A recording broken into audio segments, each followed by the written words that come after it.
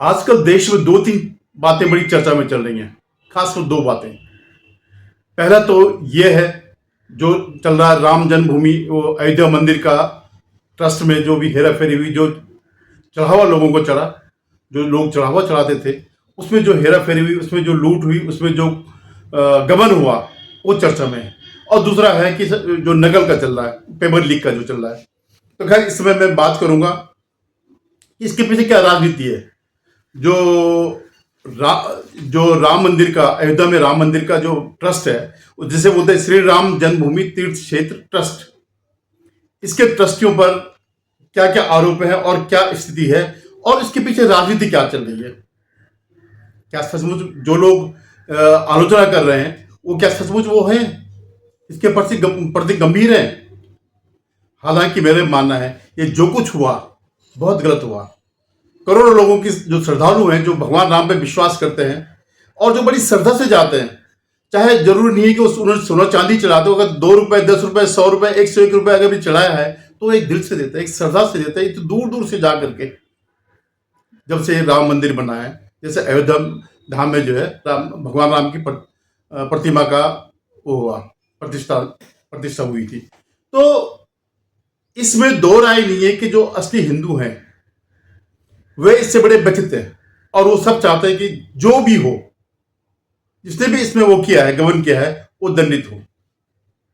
लेकिन मैं इसका दूसरा पक्ष भी दिखाऊंगा।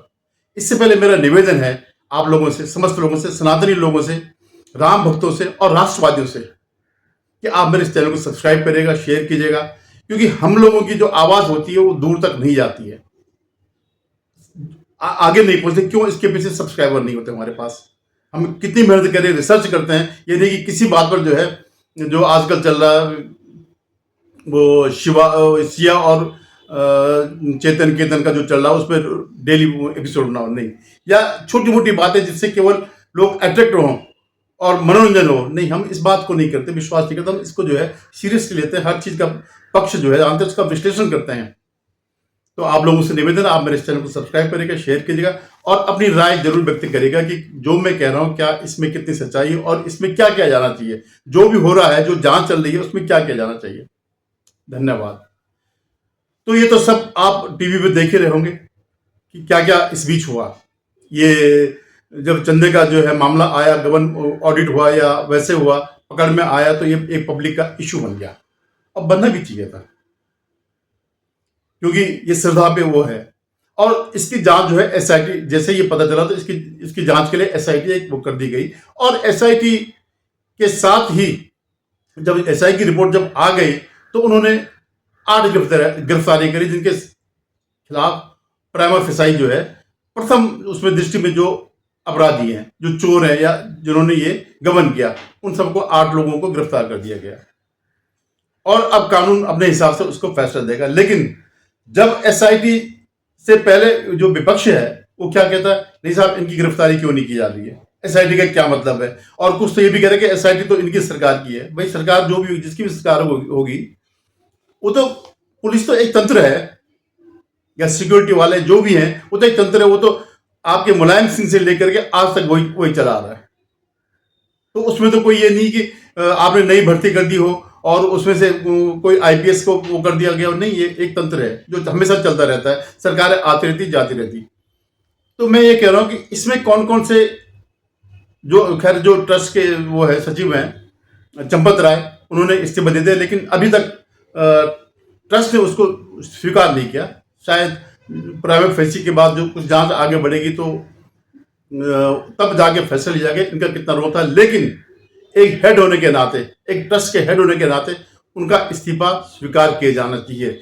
इसलिए नहीं कि वो इसमें वो करेंगे, कुछ इसमें बदलाव कर सकते हैं, जो जांच है उसमें प्रभाव डाल सकते हैं, कुछ नहीं। क्योंकि योगी आदित्यनाथ, जो उनके बारे में कहना जो है, कुछ भी कहना बेकार है, सब जानते हैं योगी आदित्यनाथ के बारे में। तो उनके होते हुए कोई इसमें गड़बड़ करेगा, ये असंभव है। लेकिन होता है क्या, हर जगह यही होता है, जो बड़ी बड़ी संस्थाएं होती है, अगर वहां कुछ हो गया तो सबसे पहला जवाबदेह होता है हेड। तो उस हिसाब से चंपत राय का वो इस्तीफा लिया जाना चाहिए। बाद में जांच में अगर वो छूटते हैं तो वो फिर परिस्थितियां बदल जाएंगी। लेकिन अभी से जो है आप ट्रस्ट को और उसको जो अटैक कर रहे हैं वो नहीं होना चाहिए। लेकिन मैं बात कर रहा हूं कि कौन कौन अटैक कर रहे हैं। जो कह रहे हैं कि साहब सीधे एफआईआर होनी चाहिए थी और आपने एसआईटी क्यों गठित की, आप हमें एक भी केस बताइएगा कि एफआईआर सीधे दर्ज हुई होगी। जब नेशनल हेराल्ड का 5,000 करोड़ का गबन हुआ था तो ये तो आज तक गिरफ्तार नहीं हुए। सोनिया गांधी और राहुल गांधी जिन्होंने सारा इतना 5,000 करोड़ के हेराफेरी करी और कितने किस्म के वो किए, जालसाजी करी, ये ट्रस्ट बना, वो ट्रस्ट बना, ये कंपनी बना, वो कंपनी बनाई, यहां से लोन दे, वही लोन देने वाला, वही सब कुछ। तो उसमें जांच, उसमें तो एफआईआर दर्ज नहीं हुई और तुम्हारे टाइम पर था ये। तो ये सब सिर्फ मुद्दे को भटकाने वाले लोग हैं। ये वो लोग कालनेमी हैं, इनका जिनका भगवान राम की, प्रभु राम के प्रति आस्था, जीरो आस्था है, वो आज बड़े राम भक्त बनने में कह रहे हमारी आस्था का प्रश्न है। ये अखिलेश का मैं वो देख रहा था कि सनातन धर्म का अपमान हो रहा, हमारी आस्था का प्रश्न है। अरे तुम्हारी आस्था तो कहां थी? तुमने तो कितने लोगों को मारा, तुम्हारे पिता ने राम भक्तों पर गोली चलाई। कर तुम्हारी आस्था अगर होती तो तुम गोली चलाते, इतने लोगों को मारते। और मुलायम सिंह ने ही कहा था कि अगर मुझे और लोगों को भी मारना पड़ता तो मैं जरूर मारता। वैसे ही जो है, अब जब उसने मुलायम सिंह, ये अखिलेश ने जब टाउन वो किया तो तंज कसा। और एक चीज मैं और बताऊं कि इसमें जैसे 2-3 पार्टियां हैं जो मुखर हैं, 3-4 लोग हैं। समाजवादी पार्टी के अखिलेश, कांग्रेस पार्टी वाले, और ये जो जिसके मुख्यमंत्री ने गुरुओं का अपमान किया, अरविंद केजरीवाल, और चौथा यूबीटी वाले, जिन्होंने पूरा बाला साहब ठाकरे का सब कुछ, वो हिंदुत्व छोड़ करके वो बन गए थे, औरंगजेब सेना के सिपाही बन गए थे। तो हर एक का अलग वर्जन है। और जैसे अखिलेश है, अखिलेश का मामला जो है यूपी लेवल का है। वो उसका टारगेट वो है योगी जी हैं, योगी आदित्यनाथ जी हैं, क्योंकि अगले साल या इस साल के अंत में, अगले साल की शुरुआत में यूपी में चुनाव होने हैं। तो वो उसका जो है सारा है वो किसी न किसी तरह योगी जी पे डाला जाए।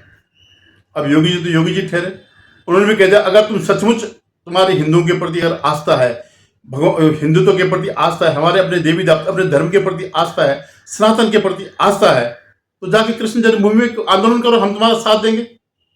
अब कृष्ण जन्मभूमि के बारे में आपको पता ही होगा कि वहां पर भी जो है कृष्ण जन्मभूमि के जो मंदिर था पहले, उसको तोड़ करके औरंगजेब ने या किसी मुसलमान ने जो है, शासक ने, तो वहां पे मस्जिद बना दी।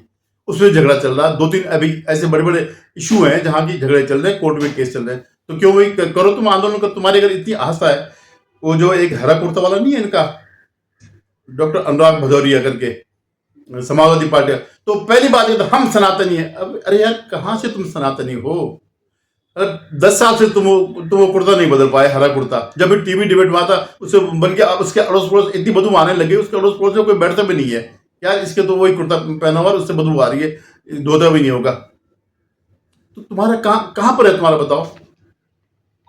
कभी तुम गैर राम मंदिर में दर्शन करने के लिए? नहीं, क्योंकि तुम पता था कि अगर हम जाएंगे तो हमारा वो हो जाएगा, हमारा वोट बैंक खिसक जाएगा। तो आज से तुम वो गए नहीं। लेकिन अब उसको ये उस चुनाव के मद्देनजर अखिलेश जो है कूद पड़ा है।